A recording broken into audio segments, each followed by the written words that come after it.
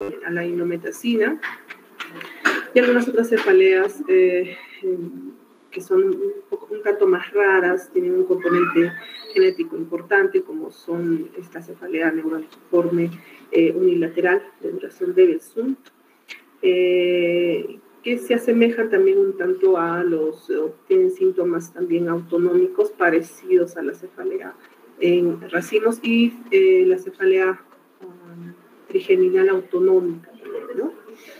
Bueno, dentro de las más importantes nos interesa revisar sobre todo, quizás contando por la frecuencia, el cluster headache, ¿no? O sea, la cefalea en racimos, que es un dolor también referido a la rama trigeminal orbitaria, ¿no?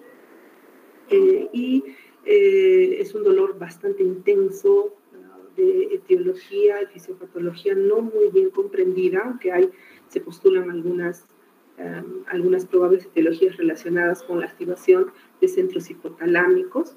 Es un dolor unilateral, orbitario, bastante intenso, que tiene una duración bastante breve, entre 15 minutos hasta 180, ¿no? Un par de horas a veces, ¿no? Y en ataques que se repiten varias veces, ¿no? Clusters, ¿no? O grupos de ataques, ¿no? Y esta cefalea en racimos, o cluster headache, puede presentarse varias veces, haciendo incapacitante para el paciente. Tiene asociado muy frecuentemente síntomas como lagrimeo, ¿no? Eritema de inyección conjuntival. Responde bastante bien a los triptanes, ¿no? Los triptanes tienen muy buena reactividad, y también al uso de oxígeno en la emergencia, ¿no? Recordar aquí, dentro de sus criterios diagnósticos, el tiempo de duración. La hemicrania paroxística, también referida especialmente a la primera rama trigeminal, tiene una duración elevada también desde los 2 hasta los 30 minutos, y los ataques son mucho más numerosos con estos síntomas autonómicos asociados. Estas responden muy bien a la indometacina, ¿no? Hasta ahora utilizamos indometacina para estos cuadros. La verdad son bastante raros. Luego, las neuralgias trigeminales unilaterales, que estas sí son más raras. En estas sí hay que utilizar muchas veces anticonvulsivantes, a veces incluso en la emergencia. Las vemos en algunos casos requiriendo el tratamiento endovenoso con lidocaína o con analgésicos incluso más potentes. Bueno, para recordar, quizás por su frecuencia, la más importante es esta, ¿no? El cluster headache, llamada también cefalea en racimos o cefalea suicida. Es una cefalea extremadamente severa. Aparecen episodios de dolor muy intenso, generalmente lancinante, en el área frontal retroocular muchas veces. Es más frecuente en varones, ¿no? Y son dolores que muy fácilmente llevan al paciente a buscar ayuda en las emergencias, ¿no?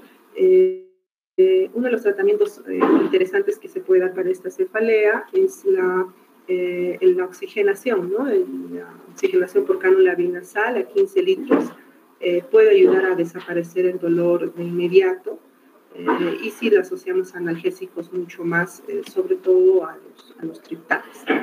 El dolor a veces también se asocia a otros síntomas, ¿no? Como son la rinorrea, y a veces aparece esto, ¿no? La tosis, síndrome de Horner, ¿no? Un síndrome de Horner que no necesariamente es completo, no necesariamente asocia a cambios pupilares con la presentación de este caso, ¿no? El paciente le provoca demasiado dolor, es tan severo el dolor que incluso sí existen reportes de asociación a suicidio, ¿ya? Los episodios, cuando no son adecuadamente controlados, se controlan, a veces se autolimitan en un tiempo, ¿no? Un mes, 2 meses, y se repiten ocasionalmente, a veces al año, ¿no? Entonces, si es que el dolor es muy frecuente, sí es necesario considerar el uso de tratamiento preventivo. El tratamiento analgésico que utilizamos clásicamente para estos pacientes son analgésicos, luego de los triptanes, analgésicos de potencia bastante alta. Es frecuente que se lleguen a utilizar opioides en este grupo de pacientes. Luego, para destacar la neuralgia trigeminal como un dolor facial en este grupo, es una patología descrita también antiguamente, incluso Hipócrates, hay descripciones de la neuralgia trigeminal, ¿no?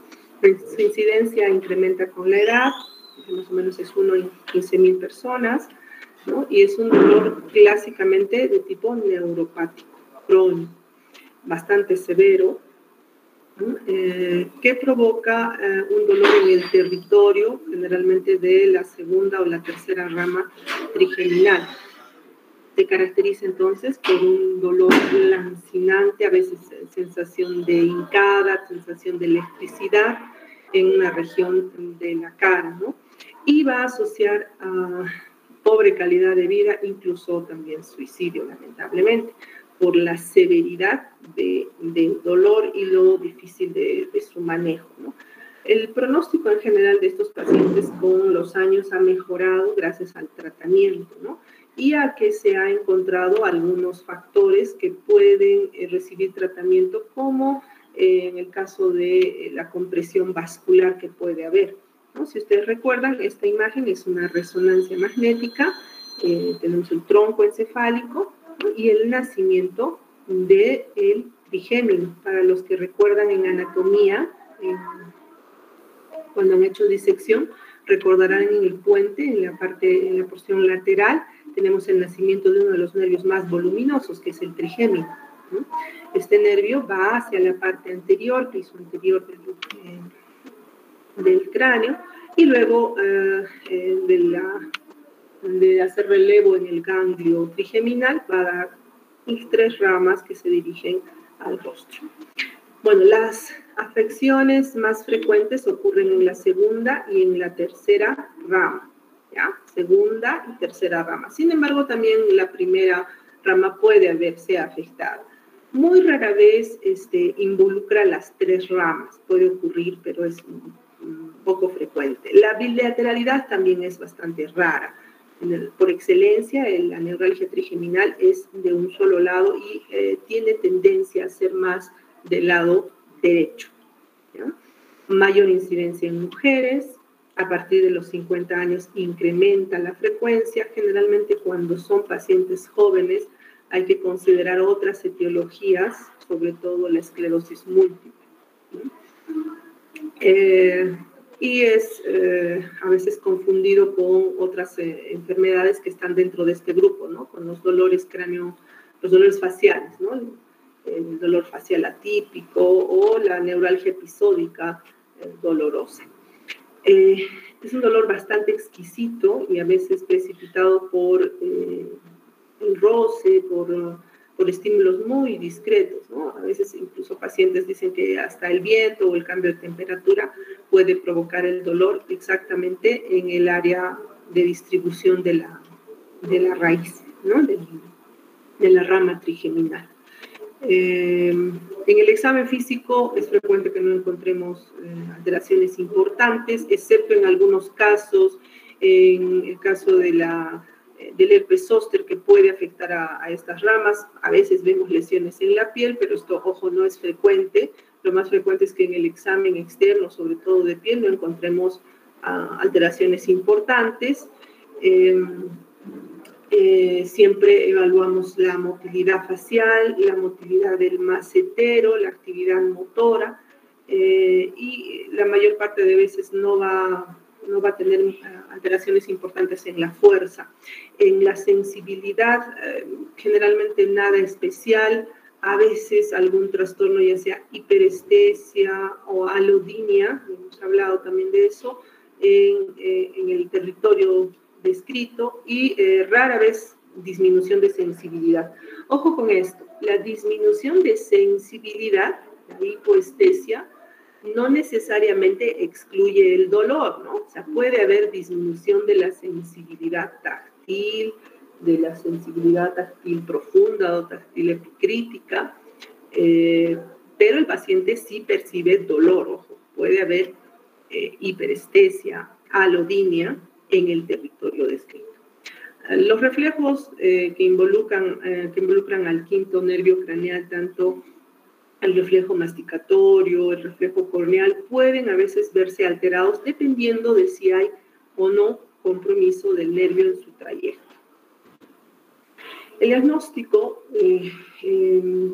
básicamente es clínico, ¿ya? Vamos a ver los criterios diagnósticos en un rato, pero recordar que este es un dolor que se va a restringir a una o más divisiones del nervio trigeminal, y especialmente la segunda y la tercera rama trigeminal, ¿ya? Es descrito como un dolor súbito, severo, intenso y de corta duración, ¿no? A veces segundos nada más, o a veces hasta unos minutos, ¿no? La mayor parte de veces son segundos que el paciente queda privado, queda inmóvil un momento y luego continúa haciendo sus actividades, ¿no? La mayor parte de veces dicen que es como un shock o como una sensación eléctrica. Y precipitado por algún estímulo que necesariamente no es intenso, no necesariamente la digitopresión, a veces, como les decía, simplemente el roce, ¿no? La clasificación internacional de cefaleas nos pide estos criterios, ¿no? Que debe haber al menos 3 episodios de dolor unilateral que cumplan los criterios B y C, ¿ya? Se tiene que localizar en una o más ramas del nervio trigémino, ¿no? Sin irradiación más allá de esta distribución. Eso es importante. Si es que hay irradiación, estamos hablando de otros dolores faciales, ¿no? De otros tipos de dolor facial. Tienen que estar exactamente en la distribución, y si encontramos un paciente con neuralgia trigémino, difícilmente el paciente va a dibujar exactamente el territorio de la distribución radicular, ¿no? Tiene que tener al menos 3 de estas siguientes características. Los ataques son paroxísticos, ¿ya? O sea, no hay un tiempo, no hay una frecuencia establecida, son recurrentes, ¿no? Generalmente segundos, máximo hasta 2 minutos, y siempre son severos. Si es leve, que es muy frecuente que a veces en las extracciones dentarias, en los procedimientos odontológicos, puedan aparecer dolores, ¿no? Que son a veces leves o moderados, no entran dentro de los criterios diagnósticos. Siempre el dolor es severo, siempre el paciente va a estar muy quejumbroso, muy incómodo. A veces los pacientes incluso vienen sin hablar porque el hecho de hacer algún movimiento, algún estímulo, precipita el dolor, ¿no? El tipo de dolor es como una descarga eléctrica, puede ser lancinante, pulsante, o algún tipo de dolor agudo. Cada paciente a veces lo describe en forma diferente, tener en cuenta esto, ¿no? Estímulos que no son importantes suelen precipitar el dolor. Además, no hay un déficit neurológico evidente. Tenemos que hacer el examen físico, tenemos que buscar signos de focalización, y no debemos encontrarlos para confirmar nuestro diagnóstico. Y siempre, bueno, en la clasificación internacional siempre hay este criterio, ¿no? No hay una mejor explicación para este diagnóstico, ¿no? A tomarlo en cuenta. Tipos de dolor: básicamente la forma clásica, la forma secundaria y la forma idiopática. La forma clásica es la más común, ¿no? Y esto ha llevado a que en nuestro plan de diagnóstico se incluya la imagen actualmente, ¿no? Antiguamente el diagnóstico, si ustedes buscan hace más de casi 15 años atrás, ¿no? Dentro del manejo de la enfermedad, pues el diagnóstico era eminentemente clínico, ¿no?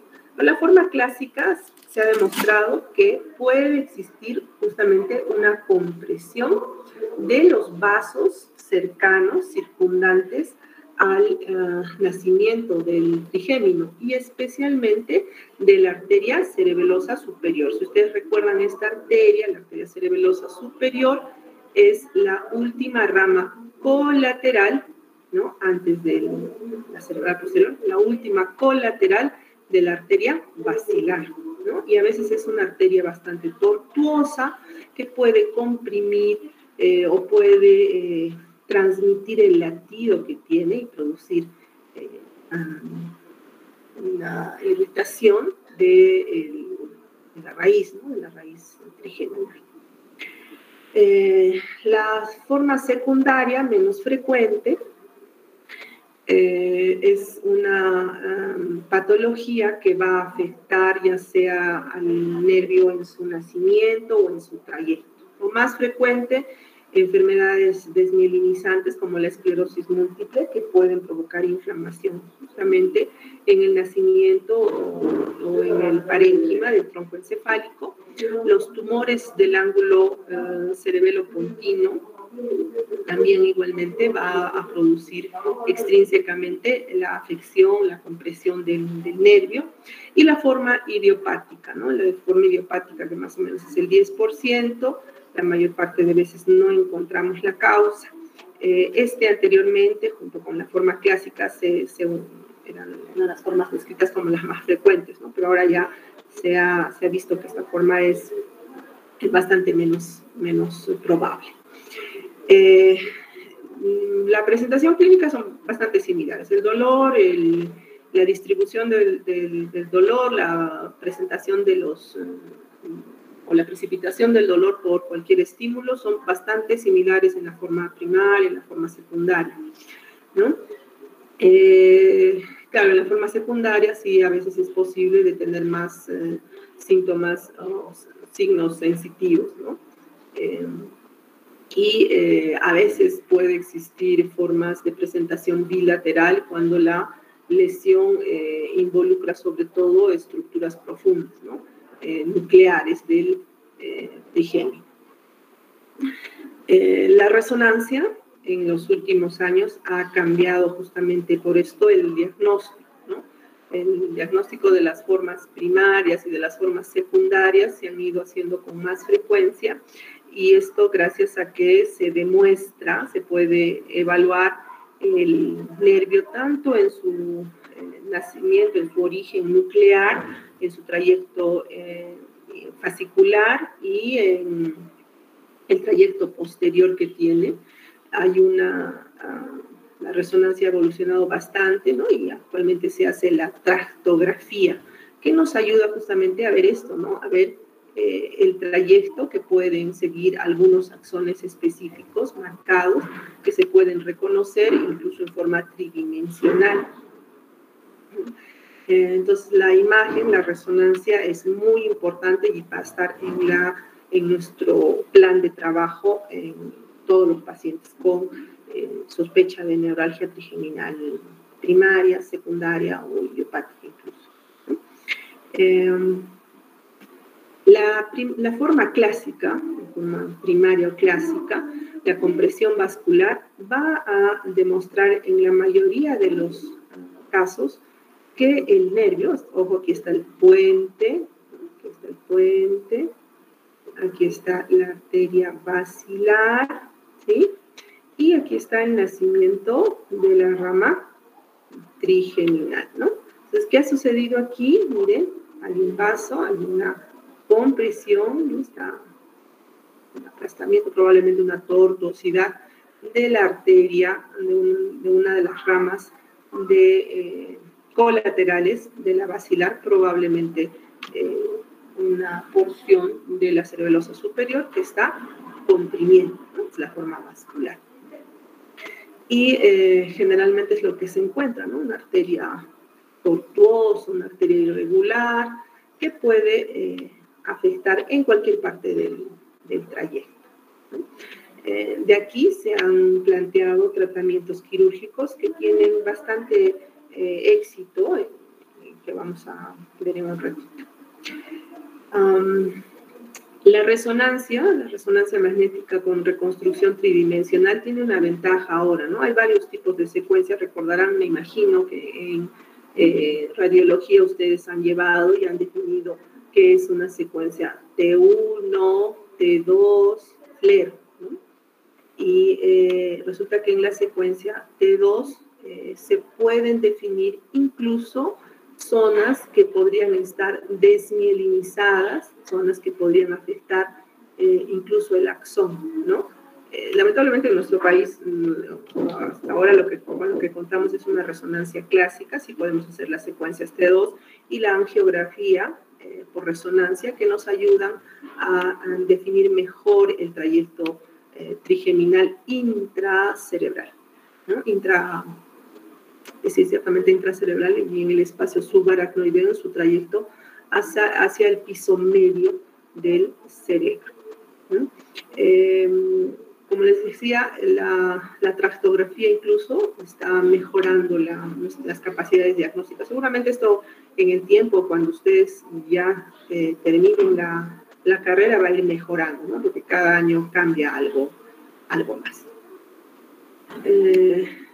Bueno, la fisiopatología que puede originar este dolor va a estar relacionado con algunos componentes del mismo nervio que pueden ser afectados, ¿no? Recordar que una vez que el nervio ha salido del puente, la cobertura de la oligodendroglia que va a ser intraparenquimal va a cambiarse por células de Schwann, ¿no? Las células de Schwann que van a cubrir en su trayecto. Entonces, en algunos casos, sobre todo en enfermedades autoinmunes, hay que considerar que no siempre van a ser afectados de forma idéntica estos dos tipos celulares, ¿no? Las células de Schwann o la oligodendroglia. En el caso de la esclerosis múltiple, que es una enfermedad que provoca inflamación de la mielina intraparenquimal, pues podemos ver lesiones justamente a este nivel, desmielinización por compromiso de la oligodendroglia. En caso de enfermedades del sistema nervioso periférico, pueden ocurrir a veces patología autoinmune que afecta también las células de Schwann. Entonces, se ha demostrado en estudios neurofisiológicos la pérdida de la mielina justamente en el trayecto de este nervio. El tratamiento está orientado principalmente a modular sobre todo la actividad GABAérgica, la actividad de conducción nerviosa que ocurre en el ganglio trigeminal, ¿no? También se utilizan drogas que tienen acción central. Y lo que se ha visto, las drogas que tienen mejor evidencia son la carbamazepina, dentro de todos los anticonvulsivantes que se pueden utilizar, ¿no? Ojo que estos anticonvulsivantes se utilizan no por su acción antiepiléptica, sino por su acción en la modulación de la despolarización de las neuronas en el ganglio trigeminal. Las que mejor acción periférica tienen, vamos a ver ahorita el nivel de vivencia que hay, es la carbamazepina y también la oxcarbamazepina. Podemos utilizar, sin embargo, otros agentes GABAérgicos, el baclofeno, la lamotrigina, la difenilidantoína, ¿no? Clásicamente muchas guías de manejo, dependiendo del hospital donde vayamos, ¿no? Pueden utilizar infusión de difenilidantoína, fenitoína, en las crisis de dolor. La gabapentina, la pregabalina, generalmente como drogas asociadas, algunas veces las utilizamos. El clonazepam y la lidocaína también. Un minuto, por favor, espérenme.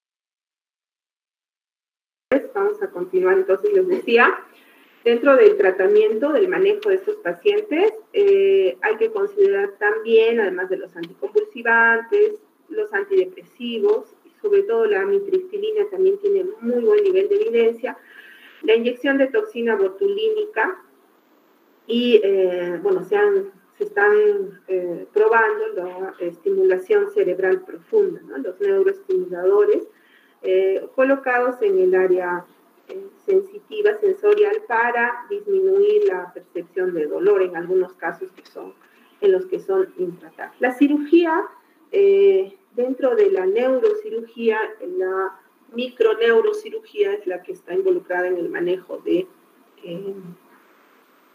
estos pacientes, ¿no? Y lo que se hace es un abordaje que es bastante complejo, porque estamos hablando de fosa posterior, es un abordaje bastante delicado y requiere una mano experta en realidad. Y lo que se hace es una descompresión, ¿no? Microvascular. Ojo que estos vasitos tienen diámetros muy reducidos, se necesita utilizar un microscopio, ¿no? Y un equipo entrenado, obviamente. Entonces se libera, se separa, ¿no? El nervio del trayecto arterial. ¿Por qué es tan delicada esta cirugía? Porque obviamente si hubiera una compresión, una disminución del flujo de esta arteria, puede condicionar isquemia, ¿no? Puede condicionar infarto cerebeloso con riesgos para el paciente. Se han hecho otros tipos de tratamiento también quirúrgicos, como son el uso de un balón para separar, para descomprimir la arteria, separar las estructuras vasculares. Se ha intentado también mucho tiempo, bueno, antiguamente se utilizaba bastante esto, ¿no? La inyección de glicerol en el ganglio de Gasser, y esto con la intención de disminuir la sensibilidad. Lamentablemente provoca que se pierda la sensación, y por eso es que se utiliza muy poco. Sí se puede llegar también actualmente todavía a la risotomía, ¿no? La sección de la rama trigeminal, y esto se puede hacer por radiofrecuencia, igualmente entendiendo que pueda perderse la sensibilidad en el área de distribución de la raíz. Ojo que la risotomía sí se realiza porque el dolor es a veces intratable o difícil de controlar. Ahora, entender que si es que el dolor está originado, por ejemplo, en estructuras centrales intraparenquimales, en el núcleo del trigémino, es frecuente que no necesariamente vaya a haber reducción del dolor, ¿no? Es complicado el manejo en estos pacientes. La radioterapia estereotáxica con gamma knife también está dirigida justamente a producir una lesión en la sección de este nervio, ¿no? Y esto considerarlo cuando el compromiso es periférico, ¿sí? Cuando el compromiso es central, muy difícilmente.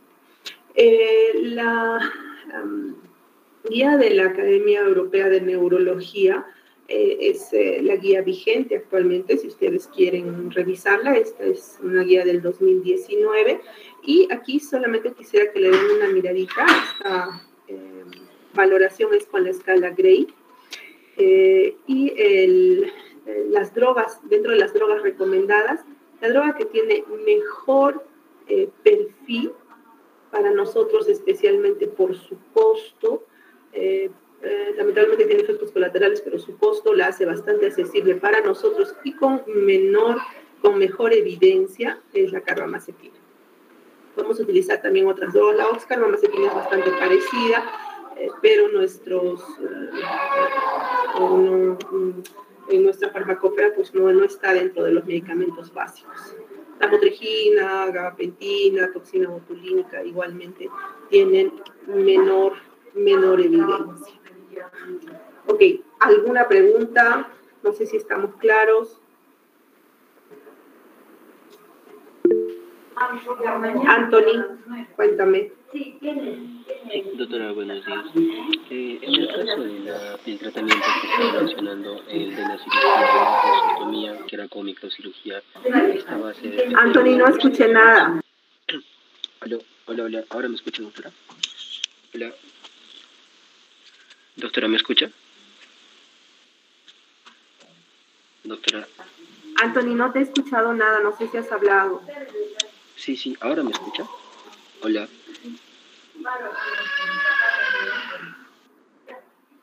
Doctora, ¿me escucha? Hola, doctora.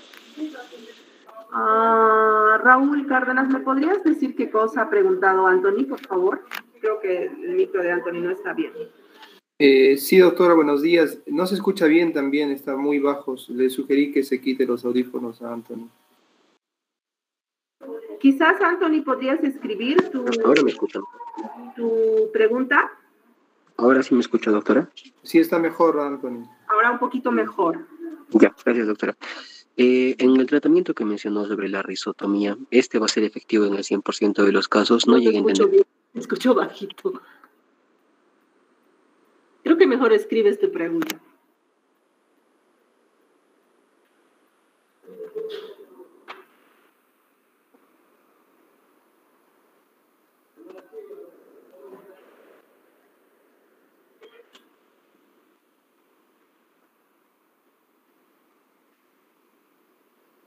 Bueno, mientras va escribiendo Anthony, recordarles que este paciente se nos va a aproximar en la emergencia, ¿no? Y si bien el dolor, como dura segundos, recordar eso, ¿no? O sea, si dura segundos, un minuto, mucho 2 minutos, el analgésico que podemos utilizar, generalmente analgésicos de alta potencia, sí es frecuente que utilicemos opioides. El opioide que más utilizamos en la emergencia es el tramadol, ¿no? ¿Esto qué va a hacer? Disminuir momentáneamente el dolor, ¿no? O los episodios de dolor va a bajar la intensidad, dura entre 6, 8 horas el tiempo de acción, pero la clave del manejo está en esto, el manejo de los antipropulsivantes, ¿sí? Un efecto adecuado, recordar también eso cuando estamos indicando el tratamiento, un efecto adecuado de carbamazepina especialmente, vamos a encontrarlo recién a la segunda semana. A ver, Anthony nos pregunta, ¿el tratamiento quirúrgico, la risotomía, es 100% efectiva? Pues depende. Si la lesión es, a ver, este es un corte axial del cerebro, ¿no? Si hablamos de una lesión en el parénquima, en el núcleo sensitivo del trigémino, la risotomía, o sea, yo corto aquí, la risotomía no me va a resolver el dolor porque la lesión está aquí en el núcleo trigémino, ¿no? Si la lesión es una compresión vascular, la risotomía lo que me va a hacer es perder la sensibilidad. Entonces, ¿en quiénes indico risotomía? En pacientes en los que tienen una neuralgia trigeminal idiopática, ¿no? En la que no encuentro lesión y estoy atribuyendo la lesión a el trayecto radicular, ya sea en su nacimiento o antes del ganglio trigeminal, ¿no? Entonces, recordar que la risotomía lo que va a ocasionar es pérdida de la sensibilidad, ¿no? Que es un efecto colateral del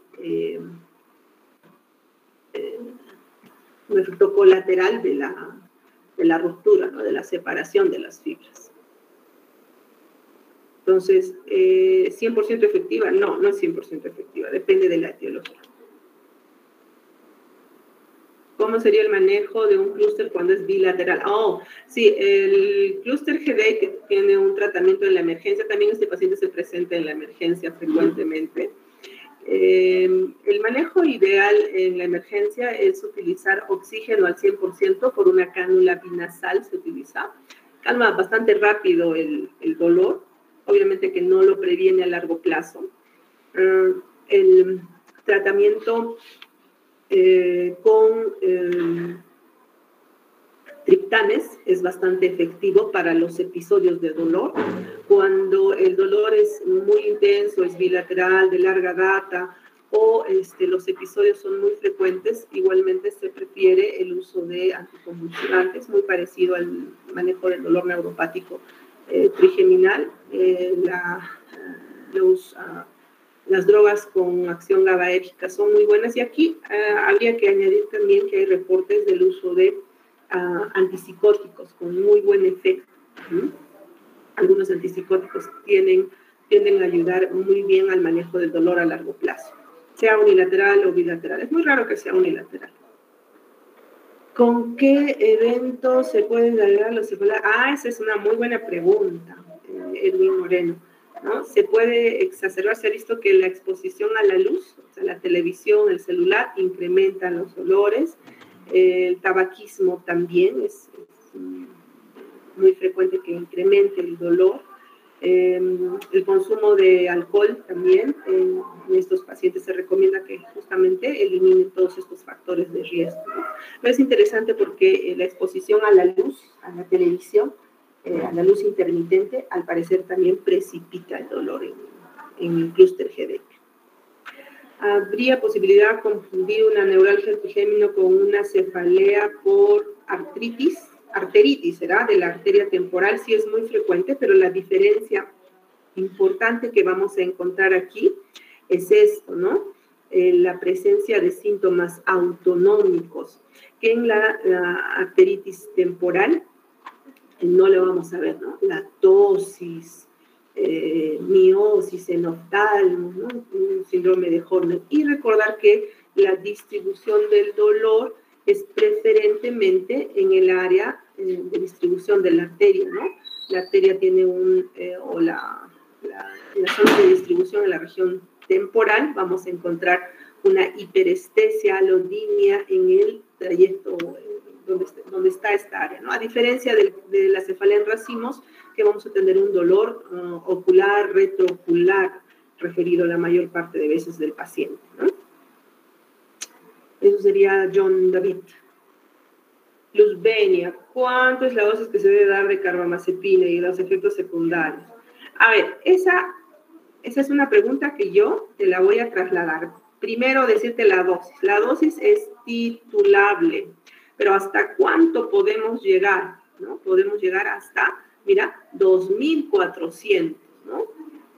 Hasta 2.400 la dosis, eso significaría incluso 400 miligramos 3 veces al día. Es frecuente que lleguemos a estas dosis altas. Ahora, ¿cuáles son los efectos colaterales de la carbamazepina? Y eso sí, me imagino que lo han revisado en semiología, ¿no es cierto?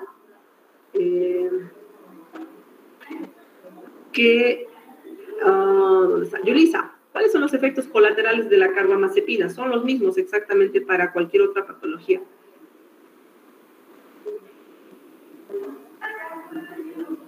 Yulisa, ¿dónde estás? Sí, doctora. ¿Te acuerdas cuáles son los efectos colaterales de la carbamazepina? Bueno, no sé si está bien, doctora, me acuerdo un poco. Estaría bien mareos, tal vez dificultad para hablar, estreñimiento. Ay, no te estoy escuchando bien. Pero bueno, los efectos colaterales que son más riesgosos son los trastornos hematológicos. Primero, a la cabeza, la plaquetopenia es muy, muy frecuente, incluso la supresión medular, también la falla hepática, hay que considerarla, por eso es que siempre en el seguimiento de estos pacientes la valoración de la función hepática es importante, ¿ya? Considerar eso, la somnolencia, el incremento de las horas de sueño, estreñimiento, también son efectos que se pueden encontrar. Yulisa, niños con cefaleas en racimo, el manejo es igual. Es muy raro la cefalea en racimos en niños, no puede existir, es bastante rara.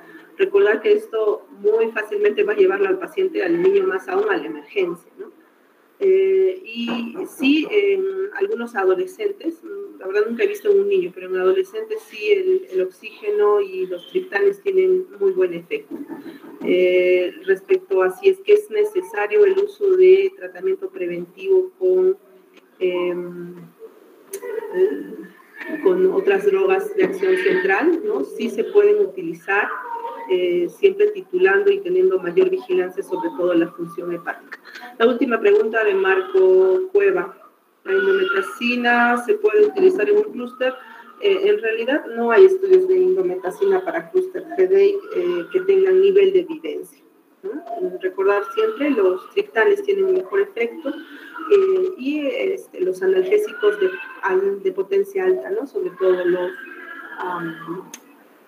los opioides, como el tramadol, que es lo que más utilizamos en esto.